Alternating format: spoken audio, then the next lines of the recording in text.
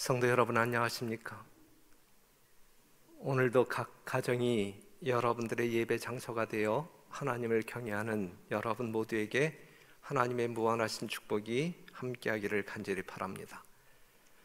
얼굴을 뵙지는 못하지만 여러분들 각 가정에서 일어나는 여러 가지 소식들을 이 교회에 알려주시면 참 좋겠습니다.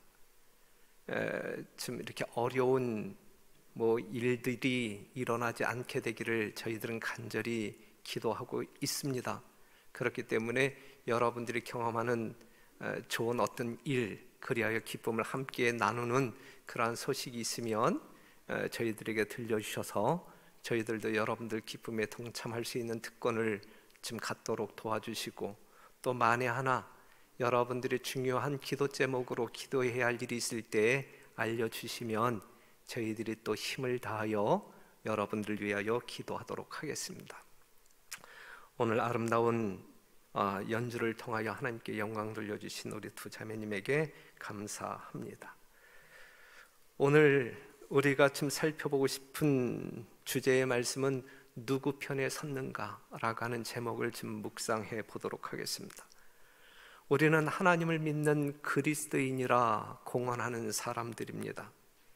그런데 우리는 하나님을 얼만큼 알고 사는가? 얼마나 믿는가? 얼마나 알고 믿는가? 좀 생각해 볼 만한 주제라 생각합니다. 하나님을 믿는 사람들임에도 불구하고, 그리하여 평생을 이 성경을 끼고 살아왔음에도 불구하고 공부 중에 가장 어려운 공부가 있다고 하면 뭐에 대한 공부인 것 같아요?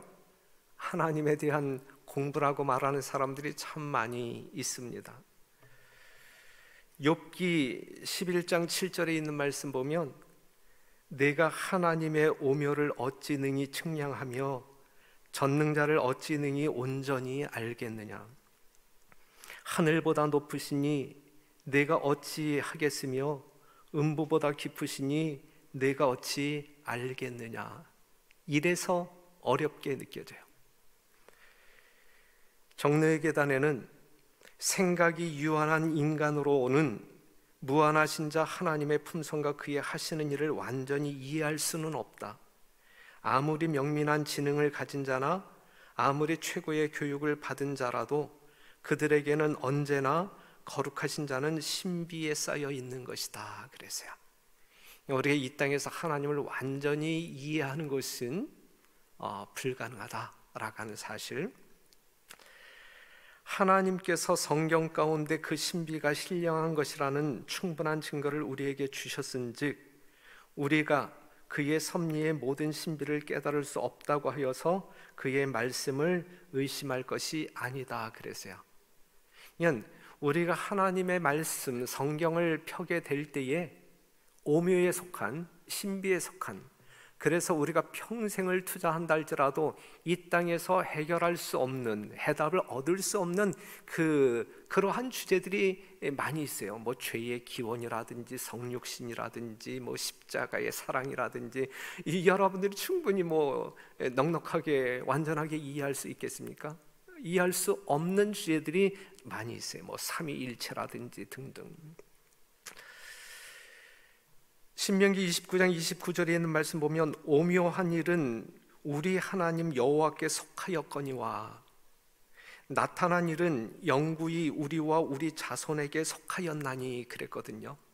여기서 우리가 구별해야 할 것은 오묘한 일, 우리가 이 땅에서 결코 해답을 얻을 수 없는 그것은 우리가 하늘 가서 하나님께 직접 배우도록 맡겨두고, 하지만 나타난 일, 하나님께서 이미 성경을 통하여 천연계를 통하여 밝혀주신 구속의 진리는 우리가 이 땅에서 배움으로 말미암아 하나님의 존재를, 그리고 구원의 확신을 갖는 일에, 그러한 믿음을 소유하는 일에 필요한 지식을 얻어야 할 것이다 라고 하는 사실입니다. 그리하여 이 시대에 하나님께서 요구하시는 합당한 믿음을 소유한 백성들로 하나님을 찬양하고 영광 돌리는 그러한 백성들로 살아야 되겠습니다. 오늘 이 시간에 공부하는 내용도 조금 어려운 딱딱한 주제일 수 있어요. 하지만 연초에 이러한 말씀, 지난 안식일 설교에 이어서 이제 이러한 주제를 선택한 것은 우리가 뭔가 이 주춧돌 내지 이정표 방향성을 이 연초에 좀 분명히 하자라고 하는 의도에서 이러한 주제를 여러분들에게 제시하는 것입니다. 엘로힘이라고 하는 말씀에 대해서 살펴볼게요. 성경에는 신들의 이름이 40여 개나 나오는데, 예를 든다고 하면 여러분들이 이미 익숙한 바알이라든지 아세라, 다곤, 몰록, 몰렉, 느보, 벨 등등 여러 가지 신들의 이름, 여러분들이 알고 있는 이방 신들의 이름이 등장합니다. 그런데 이런 신들을 우리말 성경이 아닌 히브리어로는 엘로힘, 엘로아흐라고 하는 단어들을 사용해서 이제 부르게 되는데, 주로 엘로힘이라고 하는 단어를 사용합니다. 우리가 믿는 창조주도 엘로힘이에요. 우리가 믿는 창조주 하나님도 엘로힘. 그렇기 때문에 그냥 엘로힘이라고 하면 어느 엘로힘인지 구별이 되지 않아요. 그냥 이방 사람들이 믿는 바알이 엘로힘인지 우리가 믿는 창조주 하나님이 엘로힘인지 구별이 가지 아니한단 말이죠. 그래서 모든 엘로힘들은 그들의 고유한 이름이 있어요. 자, 지금 여기에 앉아 계신 그 가정에서 하나님을 경배하는 모든 사람들을 우리가 그냥 보통 명사로 이야기할 때 사람이라고 이야기해요. 사람. 최종원 장로님도 사람, 원윤성 장로님도 사람이란 말이죠. 예. 그런데 똑같은 사람, 똑같은 어떤 그 명칭을 가지고 있지만 누구냐라고 이야기할 때에 원윤성 또는 최종성 또는 조석호라고 하는 고유 이름이 있단 말이죠. 엘로힘 하게 되면 신이에요.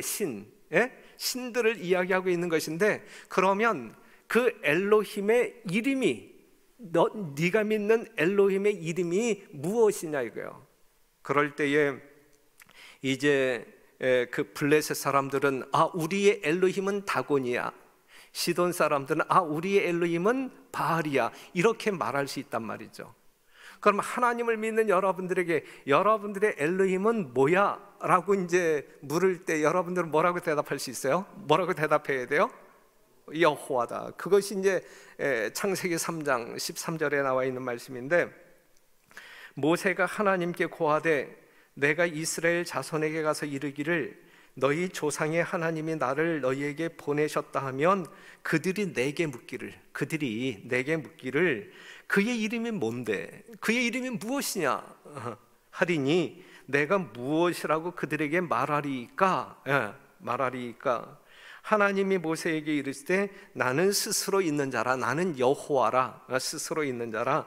또 이르시되 너는 이스라엘 자손에게 이같이 이르기를 스스로 있는 자가 나를 너에게 보내셨다 하라.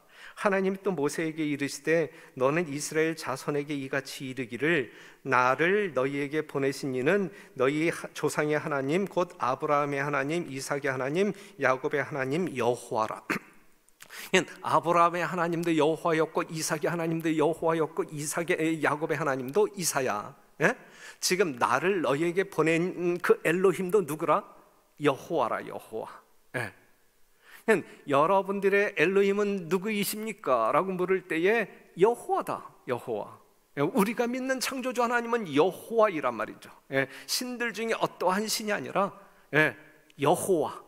우리가 믿는 하나님은 여호와. 그래서 오늘 이제 여호와에 대해서 잠깐 묵상해 볼게요. 그런데 출애굽기 3장 15절에 있는 말씀을 보게 되면 여호와는 우리가 대대로 기억해야 할 영원한 이름 여호와이다. 우리가 대대로 기억해야 할 영원한 이름은 누구다? 여호와이다. 오늘 여러분들이 영원히 기억하고 경배해야 할 엘로힘은 누구다? 여호와다 라고 하는 사실입니다. 그러면서 호세아 12장 5절에는 저는 만군의 하나님 여호와시라, 여호와는 그의 기념 칭호니라 그랬어요. 여호와라고 하는 이름은 우리 하나님의 기념 칭호다. 기념 칭호, 기념 칭호. 하나님의 이름 여호와는 하나님의 기념 칭호다. 우리가 이렇게 다녀보게 되면 기념관도 볼 수 있고, 그 다음에 기념탑도 볼 수 있고, 그 다음에 이렇게 우리가 공휴일 기념일도 있고, 그런데 이러한 것들을 보게 되면 기념이라고 하는 것은 뭔가 기억해야 할 것이 있다라는 메시지를 전달하고 있어요. 그렇죠? 뭔가 기억해야 할 것이 있다. 그러면 우리가 믿는 하나님이 여호와라고 할 때, 지금 하나님께서 말씀하시기를 이 여호와는 그의 기념 칭호니라 이야기했을 때, 여호와라고 하는 이름을 부를 때마다 우리는 기억해야 할 그 무언가가 있다라고 하는 사실을 우리가 알고 그러한 믿음을 표현하는 것은 매우 중요하다라고 생각합니다. 그것이 무엇일까? 기억해야 할 그것이 무엇일까? 우리가 하나님 여호와 할 때 우리가 기억해야 할 것이 무엇일까? 우리 하나님께서는 무엇을 기억해 주기를 바라실까? 첫째는 그분의 존재 양식을 기억해야 한다. 존재 양식을 기억해야 한다. 여호와의 존재 양식은 뭐예요? 여호와의 존재 양식은 스스로 있는 자야. 스스로 있는 자. 그분의 기원은 그분 자신에게 있는 거예요. 그분 자신 안에 있는 거예요. 그렇죠? 그렇기 때문에 우리 하나님은 알파와 오메가야. 여러분들의 기원은 어디에 있어요? 분명히 있잖아요. 분명히 있잖아요. 여러분들의 부모님이 여러분들의 기원이고, 여하튼 기원이 있잖아요. 우리 하나님은 스스로 있을 수 있는 분이기 때문에 스스로 있는 자라고 공언하십니다. 삼위 하나님의 아버지, 아들 예수, 성령은 스스로 있는 자예요. 스스로 있는 자는 아버지, 아들, 성령, 이 세 분 말고 존재하지 않아요. 그래서 아버지, 아들, 성령의 이름은 무엇이라? 여호와라. 아버지, 아들, 성령의 이름은 여호와라. 예수님의 이름이 뭐예요? 여호와. 성령의 이름이 뭐예요? 여호와. 그래서 신명기 6장 4절에 있는 말씀, 이스라엘아 들으라, 믿는 백성들아 들으라, 우리 하나님 여호와는 오직 하나인 여호와. 여호와는 오직 하나. 오직 하나인 여호와시니 너는 마음을 다하고 성품을 다하고 힘을 다하여 내 하나님 여호와를 사랑하라. 유일하신 하나님 여호와는 유일하시니 너희가 섬겨야 할 자는 이분밖에 없는데 마음을 다하고 성품을 다하고 힘을 다하여 하나님을 섬기라 그랬어요. 하나님을 사랑하라 그랬어요. 그래서 이렇게 마음을 다하여 힘을 다하여 목숨을 다하여 그 여호와를 사랑하고 경배하는 사람들에게 마태복음 28장 19절 보게 되면, 그러므로 너희는 가서 모든 족속으로 제자를 삼아 아버지와 아들과 성령의 이름 여호와로 침례를 주고 그랬어요. 그래서 여호와를 경외하는 사람들에게 여호와의 이름으로 침례, 아버지와 아들과 성령의 이름 여호와로 침례를 받음으로 말미암아 우리가 누구에게 속한 자임을, 하나님 여호와께 속한 자임을 인침받는 거죠. 인침받는.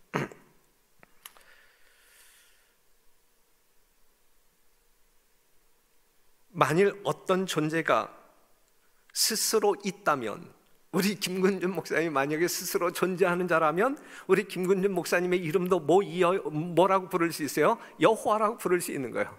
그런데 그러한 존재가 세상 천지에 있어요? 이 우주 가운데 있어요? 존재하지 않는단 말이에요. 아버지, 아들, 성령 이외에 여호와는 존재하지 않는다는 말씀입니다. 이 사실을 우리가 알고 하나님을 제대로 믿자. 스스로 존재하지 않는 자가 그 이름을 여호와라고 지칭한다고 할 때 그것은 거짓말이에요. 그래서 우리는 구별할 수 있어야 돼요.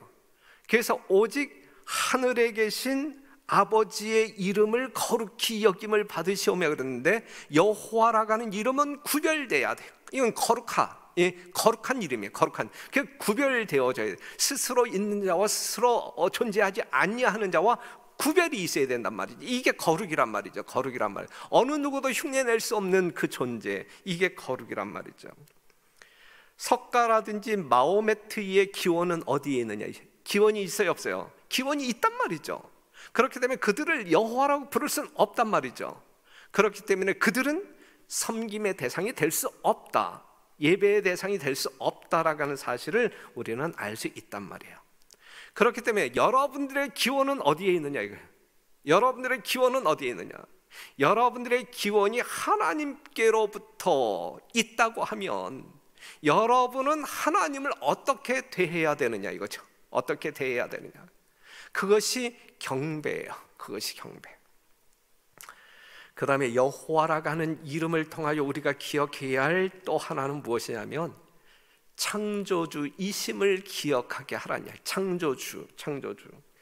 모든 존재하는 것 중에 스스로 존재하여 여호와라는 이름을 소유할 수 있는 존재는 하나님 외에 결코 존재하지 않는다. 그렇죠? 그렇기 때문에 이 우주 가운데 존재하는 모든 것들은 스스로 존재하는 자에 의하여 만들어진 피조물이다 라고 하는 사실. 존재하는 모든 것은 여호와 하나님이 만드신 것들입니다.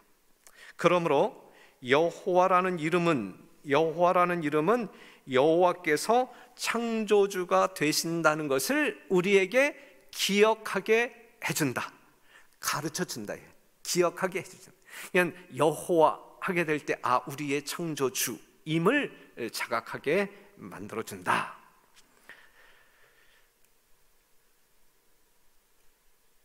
사도행전 17장 24절, 우주와 그 가운데 있는 만유를 지으신 신께서는 어떠한 신? 이 신의 이름은 여호와. 천지의 주제신이 손으로 지은 전에 계시지 아니하시고 또 무엇이 부족한 것처럼 사람의 손으로 섬김을 받으시는 것이 아니니 이는 만민에게 생명과 호흡과 만물을 친히 주시는 자이심이라 그랬어요. 이 말씀을 보게 되면 사도행전 17장 24절에 있는 말씀을 보게 되면 우리 창조주 하나님 여호와는 그 지구뿐만 아니라 온 우주를 창조하셨다. 이사야 40장 26절, 너희는 눈을 높이 들어 누가 이 모든 것을 창조하였나 보라. 하루살이로부터 모든 것, 이 세상에 존재하는 모든 것, 누가 이 모든 것을 창조하였나 보라. 주께서는 수효대로 만상을 이끌어내시고 각각 그 이름을 부르시나니 그의 권세가 크고 그의 능력이 강함으로 하나도 빠짐이 없느니라 그랬어요. 창조주 우리 하나님이 우주 만상 곧 천체를 얼마나 창조하실지 계획하셨고, 그래서 계획하셨기 때문에 그 수효대로 만들어졌다라고 이제 말하고 있어요. 그 다음에 그 숫자대로 하나도 빠진 것이 없이 다 창조되었다라고 하는 말씀을 이제 말하고 있습니다. 그럼 여러분들이 한번 이게 이제 우리가 지금 여러 가지 천문학자들을 통하여 이제 밝혀진 것이지만 그것도 그냥 대략적인 추측이지 정확한 건 아니잖아요. 그렇죠? 하지만 뭐 망원경을 통해서 보았건 그냥 추측으로 보았건 그 이상이 하나님의 세계일 거다라고 생각을 하면서 보면, 일단 우주의 만상, 다시 말해서 천체는 이 우주 공간은 얼마나 될까?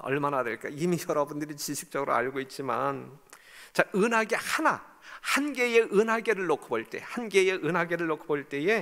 그 한 개의 은하계의 크기가 어느 정도이냐면 그 지름이 10만 광년이라고 하면 빛의 속도로 10만 년을 갈 때의 거리, 여러분들이 추측 불가, 그쵸? 추측 불가. 한 개의 은하계가 그렇단 말이에요. 그 다음에 이 은하계의 가장 두꺼운 그 높이를 재면은 35,000광년, 35,000년 동안 빛의 속도로 갈 때의 그 거리. 그 다음에 그 은하계 안에 항성이 몇 개가 있냐면 1천억 개, 1천억 개. 그런데 2018년 이 허블 망원경을 통하여 연구한 이 천문학자들의 발표 내용을 보게 되면 이러한 은하계가 이 우주에 몇 개가 존재한다고 발표했냐면 2조 개. 이렇게 굉장한 1천억 개의 항성이 들어있는 이 은하계가 이 우주에 2조 개가 존재한다. 그러면 이 우주 2조 개의 은하계 안에 있는 항성은 몇 개이냐라고 이야기할 때 2조 개 곱하기 1천억 개. 상상할 수 있어요? 상상할 수 있어요. 그래서 하나님은 어느 날 이 아브라함을 밖에 끌고 나가서 하늘을 보여주면서 야, 저 별 세어봐. 셀 수 있겠냐라고 묻잖아요. 셀 수 있겠냐? 우러러 무뼈를 셀 수 있나 보라. 셀 수 있어요, 없어요? 여러분들 셀 수 있어요, 없어요? 예레미야 33장 22절 보게 되면 하늘의 만상은 셀 수 없으며 바다의 모래는 측량할 수 없나니 그랬어요. 그러니까 하나님이 창조한 세계를 우리는 헤아릴 수 없다. 헤아릴 수 없다. 그런데 하나님은 다 세시는가? 하나님에게 여러분들이 질문할 때 이 우주 공간 속에 존재하고 있는 별의 개수가 몇 개예요? 라고 묻는다라고 하면 우리 하나님은 한참 생각한 다음에 답을 주실까 하면 즉답을 주실까요? 즉답을 주신단 말이에요. 시편 147편 4절에 있는 말씀 보면 저가 별의 수요를 계수하시고 저희를 다 그 이름대로 부르시는도다 그랬어요. 그러니 이러한 하나님이 여러분들의 머리카락 숫자를 세는 것이 어려워요, 쉬워요? 그러니 이러한 하나님을 여러분들이 경외하게 될 때에 이러한 하나님이 여러분들을 위하여 죽기까지 사랑하시고 두루 친척 보호하시는 그 은혜를 생각한다고 하면 여러분들의 존재가 어떠한 존재이어야 할 것이며 그러한 예배의 마음 가운데 여러분들의 마음은 어떻게 형성되어질 뿐만 아니라 발휘되어져야 되겠느냐 이거예요. 이러한 하나님을 우리가 경배하고 있다고요. 이러한 하나님을 우리가 신뢰하고 있단 말이죠. 우리 하나님께서 지구를 창조하시잖아요. 우주 만상을 창조하실 때 창조주께서는 이 지구를 맨 마지막으로 창조하셨다. 우리가 예언의 신을 통해서도 확인할 수 있고 성경을 통해서도 확인할 수 있는데 천지와 만물이 다 이루니라 그랬어요. 천지와 만물이 다 이루니라. 우주와 그 가운데 있는 만물을 창조하시는 모든 일을 다 이루었다. 그 다음에 이 성경 말씀을 보게 되면 이 지구 창조 이후에 어떠한 세계가 창조되었다라는 이야기가 있어요, 없어요? 그런 이야기가 없어요. 그렇죠. 우주의 창조에 대해서는 언급되어 있지만 이 지구 창조 이후에 다른 어떤 항성이 창조되었다라는 이야기가 없어요. 있어요, 없어요? 없잖아요. 그렇죠? 그렇기 때문에 하나님께서 이 우주를 창조하실 때 이 지구성을 맨 마지막으로 창조하셨다라는 사실을 우리는 성경을 통하여 확인할 수 있어요. 창세기 1장 1절 성경 기자지요. 창세기를 기록한 모세가 뭐라고 이야기하고 있냐면 태초에 하나님이 천지를 창조하시니라. 즉 이 지구를 누가 창조하셨다고요? 하나님이 창조하셨다. 누가 이야기하고 있어요? 성경 기자가, 계시받은 성경 기자 모세가 이렇게 기록하고 있어요. 그런데 이 지구성을 창조했다라는 사실을 모세가 이렇게 기록했는데 우리 하나님께서는 직접 내가 창조했다라고 말하고 있는데 그것이 안식일 계명석에 나와 있는 거예요. 안식일 계명석에 나와 있는 말씀을 보게 되면 이제 제7일은 너희 하나님 여호와의 안식일 이제 11절 보게 되면 이는 엿새 동안에 나 여호와가 하나님이 직접 말씀하고 있어요. 십계명 우리 하나님이 직접 써주신 거예요. 그렇죠? 직접 말씀하고 있어요. 직접 이는 여세 동안에 나 여호와가 하늘과 땅과 바다와 그 가운데 모든 것을 만들고 제7일에 쉬었음이라. 그러므로 나 여호와가 안식일을 복되게 하여 그날을 거룩하게 하였느니라 그랬어요. 여러분, 이러한 사실을 우리가 인지하고 신뢰한다고 하게 되면 이 안식일이 얼마만큼 기가 막히고 위대하고 진짜 광대한 의미가 담겨져 있을까요? 예? 그냥 10계명 중에 한 계명, 일주일 중에 한 날, 이런 개념이 아닌, 예? 정말 이 여호와께서, 예, 정말 임팩트를 주어서 이렇게 말씀하실 때 이 안식일 시간 속에 나타난 이 복음은 너무너무 진짜 위대하고 광대하고, 예, 여러분 진짜 여러분들 개념 속에 이 안식일이 어떻게 박혀 있을지 모르지만 한번 곱씹어 생각해 보세요. 단순히 우리 계명만을 가지고 이야기하는 거 아니에요. 지금 여호와 하나님을 생각하면서 이 안식일을 생각해 볼 때 이 안식일은 굉장한 거예요. 굉장한 거예요. 예, 창조주이신 여호와 하나님께서 안식일을 거룩하게 지키라고 하는 계명을 주시면서 엿새 동안에 우리 하나님이 친히 하늘과 땅과 바다와 그 가운데 모든 것을 만들었다고 기록하고 있습니다.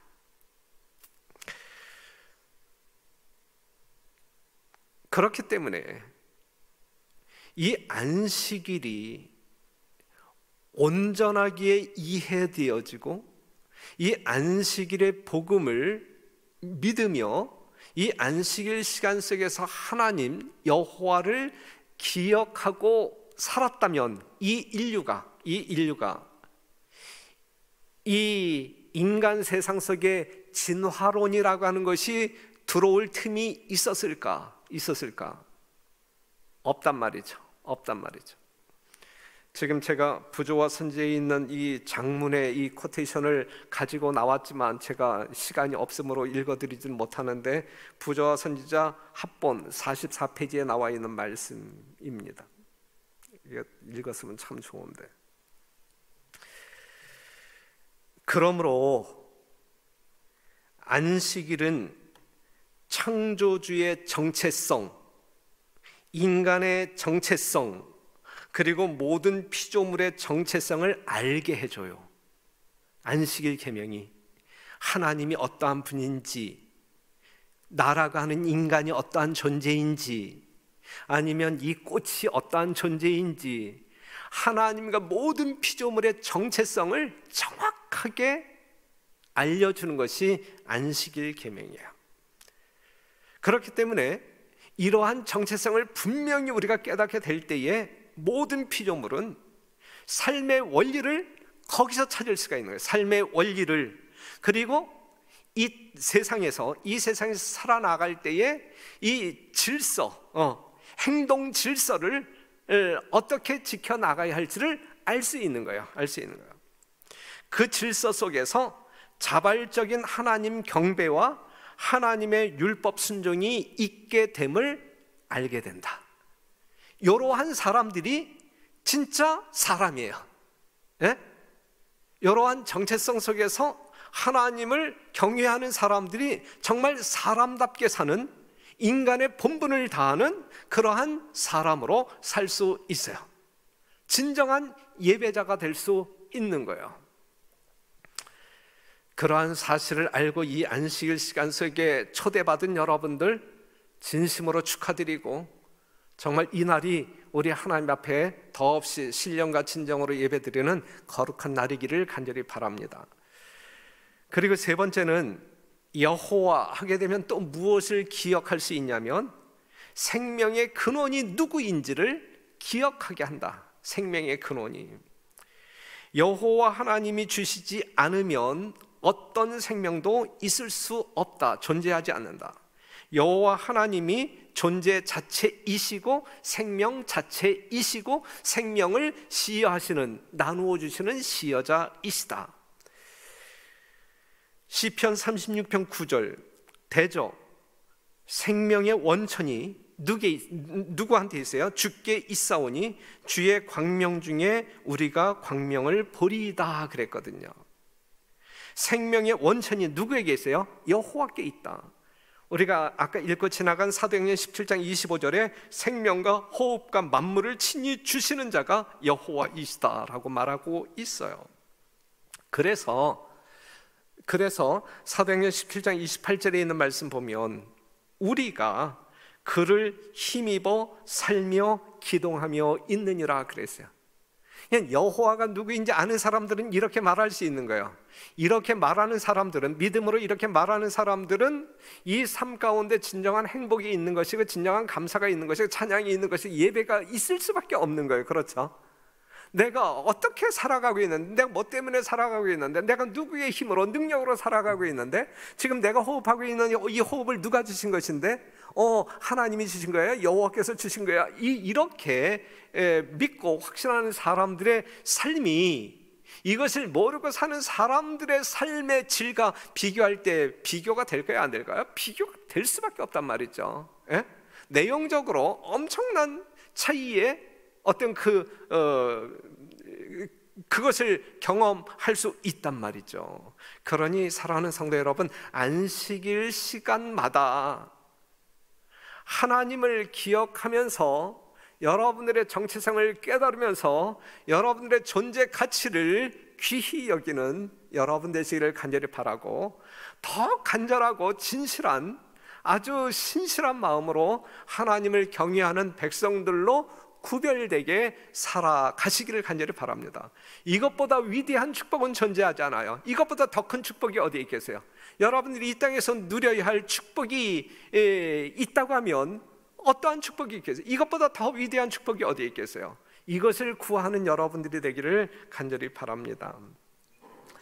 그리고 네 번째, 마지막으로 우리는 여호와 하게 될 때에 이 여호와라고 하는 말 가운데는 어떠한 기념, 무엇을 기억하라고 하는 메시지가 담겨져 있냐면 여호와는 심판장이시다라고 하는 사실. 심판자. 시편 9편 16절에서 17절에 있는 말씀 다른 성경으로 읽으면 여호와께서는 그 행하시는 심판으로 자신을 알리시며, 행하시는 심판으로 누구를 알려요? 여호와임을 알린단 말이에요. 예? 여호와를 알리기 위하여 심판하신단 말이에요. 예? 그렇기 때문에 여호와는 심판자이시다라고 하는 사실을 우리에게 일깨워 준단 말씀이에요. 이 말을 그냥 쉽게 이야기한다고 하면 여호와는 창조주이시잖아요. 스스로 존재하시는 분이잖아요. 그런데 여호와를 부인하는 사람은 난 당신 없어도 나 혼자 존재할 수 있어, 이렇게 주장하는 사람들이잖아요. 그렇죠? 예? 맞죠? 예. 여호와를 믿지 아니하는 사람들은 난 당신 없이도 나 혼자 그냥 스스로 나도 혼자 존재할 수 있어요, 이렇게 주장하는 사람들이잖아요. 그렇죠? 예, 이러한 사람, 심판이 뭐냐면 그렇게 믿고 고집하는 사람들에게 그래? 그러면 내가 준 거 도로 다 내놔. 내가 준 거 도로 다 내놔. 이게 심판이에요. 그것을 다 내놓도록 하기 전까지 하나님께서는 정말 그들로 하여금 내가 여호와임을, 내가 너에게 생명을 준 존재임을, 너의 근거는 나에게 있음을, 그 다음에 내가 죄로 인하여 죽었지만 내가 너를 이처럼 사랑함으로 말미암아 너를 살리겠다라고 아주 애쓰고 있는 존재임을, 사랑의 존재임을 일깨워주고 있는 거예요. 그럼에도 불구하고 그래도 당신은 나의 하나님이 될 수 없어, 난 그냥 나 혼자 살래, 이렇게 이야기할 때 그래? 그러면 내가 준 거 다 내놔. 그게 죽음이에요. 그게 심판이에요. 그냥 여호와라고 하는 이름 가운데는 그것을 기억하게 해준다.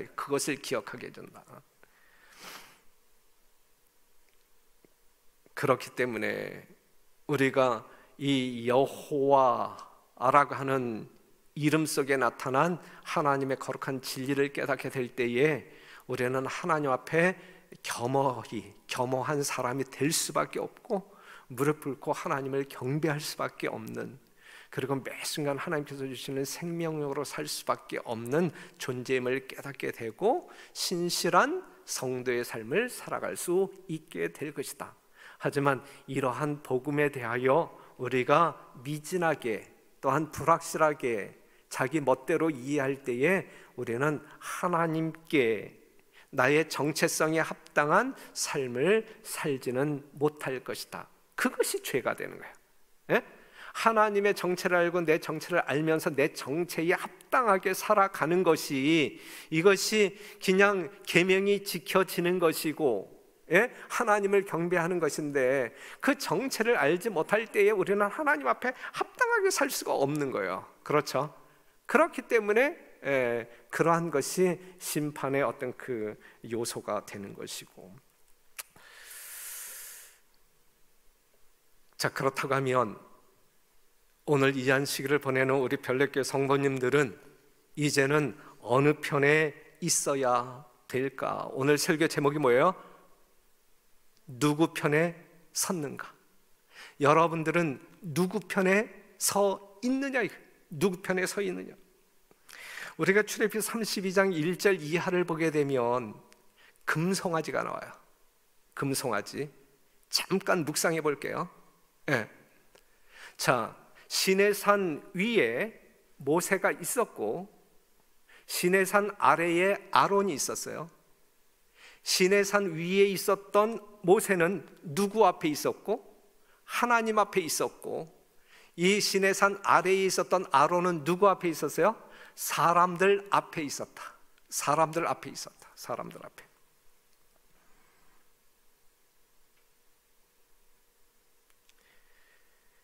여기서 여러분 한번 생각해 봐요. 진짜 한번 생각해 봐요. 모세는 하나님 앞에서 하나님의 말씀을 들었어요. 아론은 사람들 앞에서 하나님의 말씀을 듣는 것이 아니라 누구의 말을 들었어요? 사람의 말을 들었다. 인간의 논리 속에 빠져 있었다. 그때에 뭐가 만들어진 거예요? 금송아지가 만들어진 거예요. 우상이 만들어진 거예요. 우상이.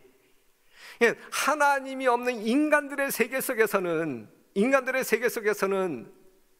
여호와가 존재하는 것이 아니라 뭐가 존재해요? 신이 존재하는데, 신이 존재하는데 어떠한 신이 존재해요? 예? 하나님이 아닌, 창조주가 아닌, 우리가 경배해야 할 신이 아닌 다른 신이 만들어지는 거예요. 예? 그 신을 누가 만들어요? 사람들이 만들어요. 그러니 하나님 말고, 여호와 말고 이 세상에 존재하는 이방신들은 그 신을 만든 사람이 더 똑똑할까?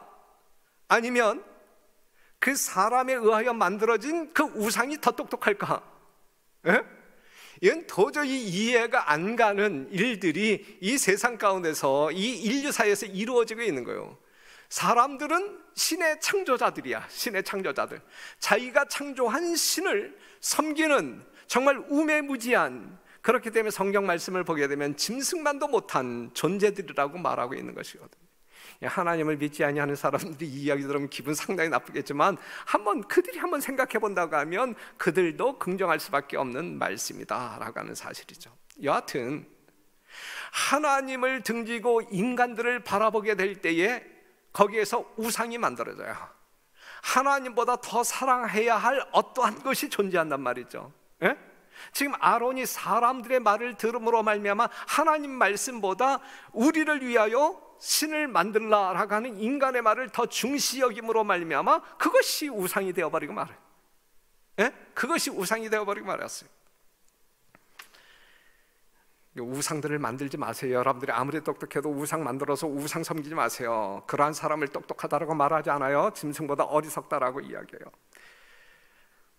그래서 출애굽기 32장 26절 보게 되면 이에 모세가 진문에 서서 가로되 누구든지 여호와의 편에 서 있는 자는 내게로 나오라 그랬어요.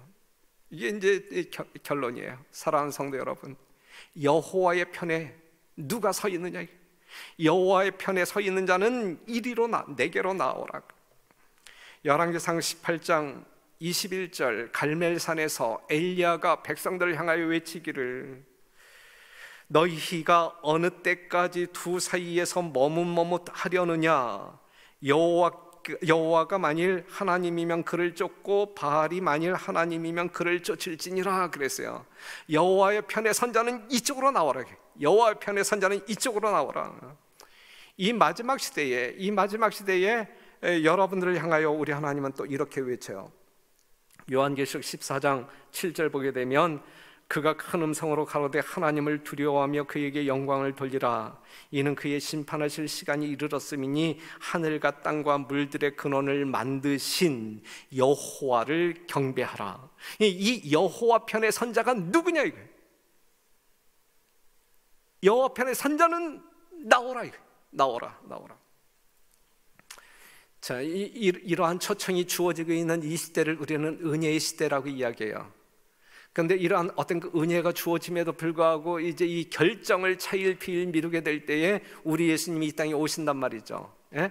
우리 예수님이 이 땅에 오실 때에 우리 예수님이 직접 심판장 대신 예수님이 직접 편을 갈라. 그때는 우리가 하나님 편을 선택하는 것이 아니라 그때는 하나님이 예수님이 편을 갈라요. 그것이 마태복음 25장에 나와 있는 말씀이지. 인자가 자기 영광으로 모든 천사와 함께 올 때에 자기 영광의 보좌에 앉으리니, 이 재판하는 자리에 앉으리니 모든 민족을 그 앞에 모으고 각각 분별하기를 목자가 양과 염소를 분별하는 것이 하여 양은 그 오른편에 염소는 왼편에 두리라 그랬어요.